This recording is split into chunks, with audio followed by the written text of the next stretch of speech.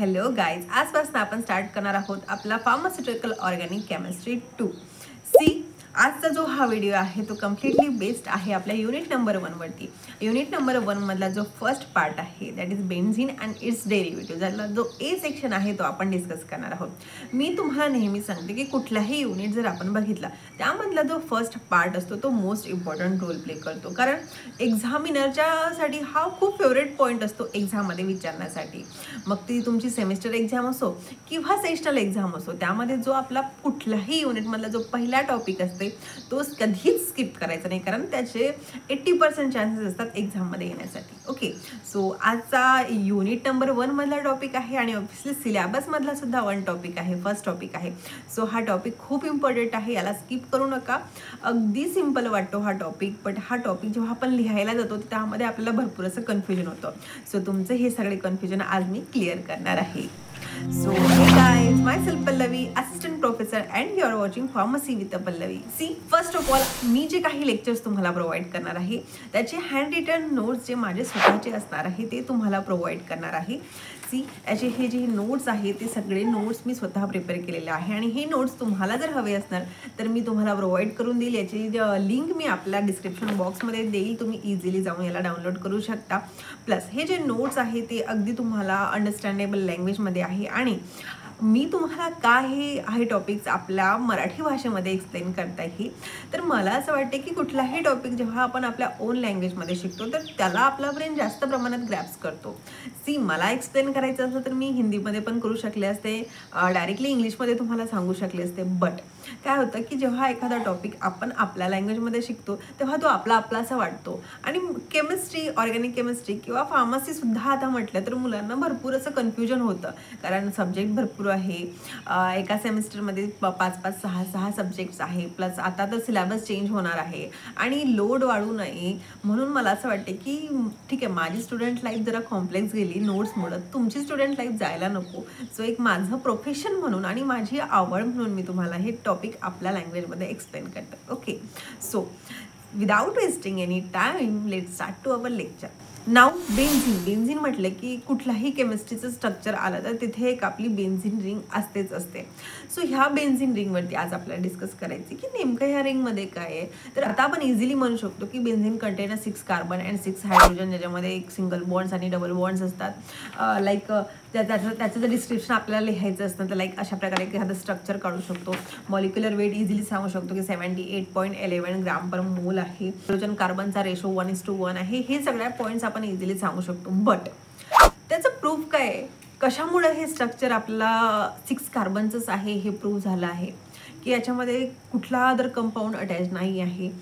3 single bond, 3 double bonds आहे. हेच कशावरून प्रूफ होतं, सॅच्युरेशन कशामुळे प्रूफ होतं. तर ह्या सगळ्या टॉपिकवरती आज आपल्याला डिस्कस करायचं आहे. फर्स्ट एक्झाममध्ये विचारलं जातं की describe in detail structure of benzene, तेव्हा आपल्याला बेन्झीनचं स्ट्रक्चर लिहायचं असतं. हे जे काही पॉईंट्स आहे ते पॉईंट्स आपल्याला लिहायचे असतात. प्लस बेन्झीनचं स्ट्रक्चर हे हक्कल रूलने आपण एक्सप्लेन करू शकतो. हक्कल रूल काय आहे तर 4n + 2 पाय इलेक्ट्रॉन हा जो एक फॉर्म्युला आहे याच्यामध्ये आपण पाय इलेक्ट्रॉनची व्हॅल्यू प्लेस करणार आहे आणि त्याच्यावरनं व्हेरियस असे कॅल्क्युलेशन करून आपण इझिली आपला जो काही कंपाऊंड आहे ॲरोमॅटिक आहे की नाही हे प्रूफ करू शकतो. आपल्याला प्रूफ करायचं असतं की कशा प्रकारे हे बेन्झीनचं स्ट्रक्चर आहे. त्याच्यासाठी आपल्याला 3 थिअरी असतात. फर्स्ट असतो एक Kekule theory, after that the resonant theory and molecular orbital theory. ह्या 3 थिअरी आपल्याला लिहायचं असतात. फर्स्ट थिअरी आहे केकुले थिअरी. केकुले थिअरी म्हणजे काय तर हा एक सायंटिस्ट होता आणि एक्सप्लेन केलं की हा जो बेन्झीन आहे, बेन्झीनमध्ये 6 कार्बन आहे, 6 हायड्रोजन्स आहे आणि सिंगल डबल बॉन्ड अशा अल्टरनेट बॉन्डनी हा आपला जो काही बेन्झीन आहे तो सिंथेसाइज झाला आहे. ठीक आहे, इथपर्यंत त्याने बेन्झीनचं स्ट्रक्चर सांगितलं. बट याचे काही लिमिटेशन्स आहे. लाईक केकुले फेल झाला बेन्झीनचा रेझोनन्स एक्सप्लेन करण्यासाठी की बेन्झीनमध्ये खरंच रेझोनन्स आहे की नाही. तर ओके, सो सेकंड थिअरी ही डिस्कवर झाली, that is the resonance theory. केकुलेने 2 स्ट्रक्चर सांगितले, स्ट्रक्चर 1 आणि स्ट्रक्चर 2.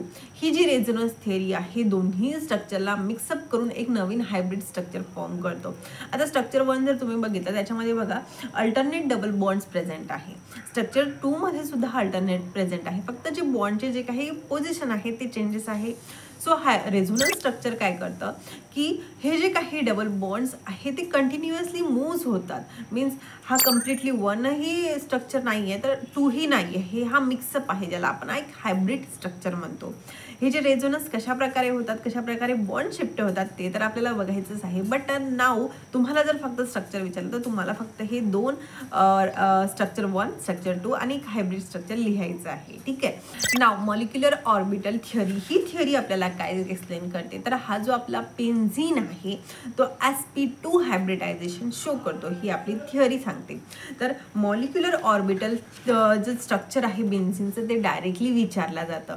हे स्ट्रक्चर बघा आता बघताना खूप असं कॉम्प्लेक्स वाटतं, मुलींना इझी वाटतं कारण मुलींना एका रांगोळीसारखं वाटतं आणि रांगोळीसारखंच आपल्याला हे स्ट्रक्चर लाईटली घ्यायचं आहे.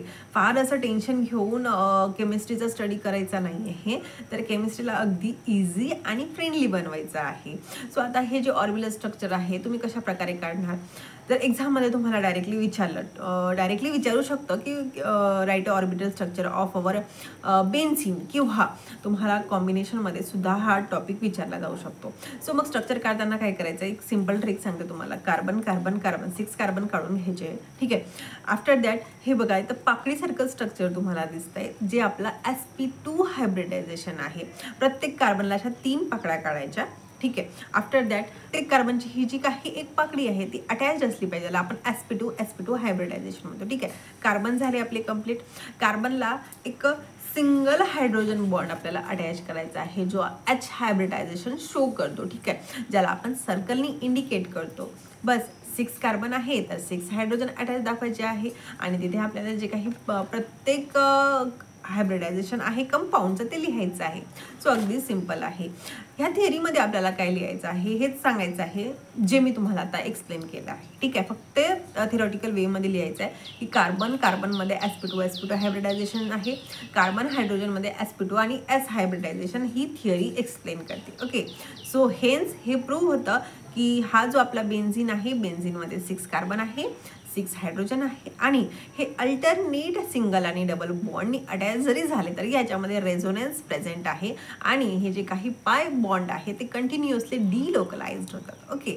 So this is the structure of our benzene. Now the evidence of structure of our benzene. फक्त स्ट्रक्चर आहे आणि थिअरी सांगितली आहे तर आपल्याला चालते का, तर नाही. We are of medical student, so इथे आपल्याला एव्हिडन्स सुद्धा लागतो.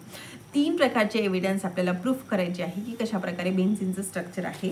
तर फर्स्ट वन आहे ॲनालिटिकल एव्हिडन्स, सेकंड वन आहे सिंथेटिक अँड थर्ड वन आहे अदर एव्हिडन्स. ॲनालिटिकल एव्हिडन्समध्ये आपण काय करतो तर व्हेरियस स्पेक्ट्रोस्कोपीज असतात like mass spectroscopy, UP, IR, NMR. जेव्हा आपण एखादा कंपाऊंड ह्या इन्स्ट्रुमेंटमध्ये प्लेस करतो, ही इन्स्ट्रुमेंट तुम्हाला फर्दर मला वाटतं 7th सेमिस्टरमध्ये स्टडी करायची आहे. तर हे इन्स्ट्रुमेंट काय करतात, जेव्हा आपण डायरेक्टली कंपाऊंड प्लेस करतो तर त्या कंपाऊंडमध्ये कुठले कुठले फंक्शनल ग्रुप प्रेझेंट आहे, कंपाऊंड प्रेझेंट आहे याचा आपल्याला ग्राफ देत असतात, ज्याला आपण फोटोमीटर म्हणतो. तर हे जे ग्राफ आहे ग्राफ आपल्याला शो करतात की फंक्शनल ग्रुप कुठे प्रेझेंट आहे. तर यावरनं प्रूफ होतं की आपला जो बेन्झीन आहे याच्यामध्ये 6 कार्बन आणि 6 हायड्रोजन आहे. ठीक आहे. सो याचा मॉलिक्युलर फॉर्म्युला हा क्लिअर होतो.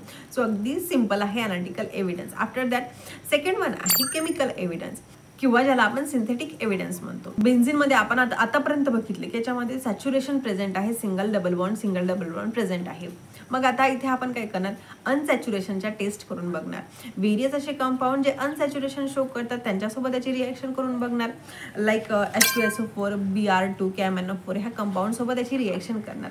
आणि आपण जेव्हा बेन्झीनची रिॲक्शन ह्या कंपाऊंडसोबत करतो तर आपल्याला कुठल्याही प्रकारचं चेंजेस दिसत नाही, मीन्स रिॲक्शन दिसत नाही. सो इथून प्रूव्ह होतं की आपला हा जो कंपाऊंड आहे अनसॅच्युरेशनची रिॲक्शनला फेल करतो, मीन्स हा कंपाऊंड सॅच्युरेटेड आहे. Okay. So this is the second evidence. So अगदी सिम्पल आहे, कन्फ्युजन व्हायचं नाही. Then after that the third evidence ज्याला आपण अदर एव्हिडन्स म्हणतो. यावेळेस काय करणार की आपला बेन्झीनला वेगवेगळ्या कंपाऊंड सोबत आपण रिॲक्शन करणार. बेन्झीनची रिॲक्शन हे आपण क्लोरीन सोबत करतो इन प्रेझेन्स ऑफ FeCl3. जेव्हा ही रिॲक्शन होते तेव्हा आपल्याला क्लोरोबेन्झीन फॉर्म होतो.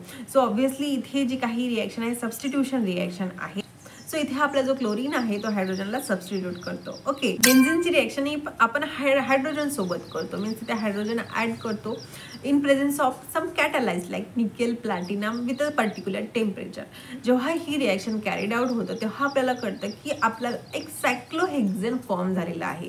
मीन्स जे काही डबल बॉन्ड आहे ते सगळे डबल बॉन्ड सिंगल बॉन्डमध्ये कन्वर्ट झाले आहे. सो याच्यावरून प्रूव्ह होतं की हा जो आपला कंपाऊंड आहे याचा मॉलिक्युलर फॉर्म्युला C6H6 आहे. Okay, so this is the first point, that is point A.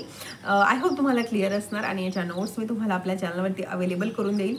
Next व्हिडिओमध्ये बेन्झीनच्या ज्या काही रिएक्शन आहे त्या रिएक्शनबद्दल डिस्कस करूया. सो व्हिडिओ जर आवडला असेल तर मला कमेंट करायला विसरू नका. अशाच इंटरेस्टिंग आणि इन्फॉर्मेटिव्ह व्हिडिओसाठी चॅनलला सबस्क्राईब करायला विसरू नका. भेटूया नेक्स्ट व्हिडिओमध्ये. Till then bye bye.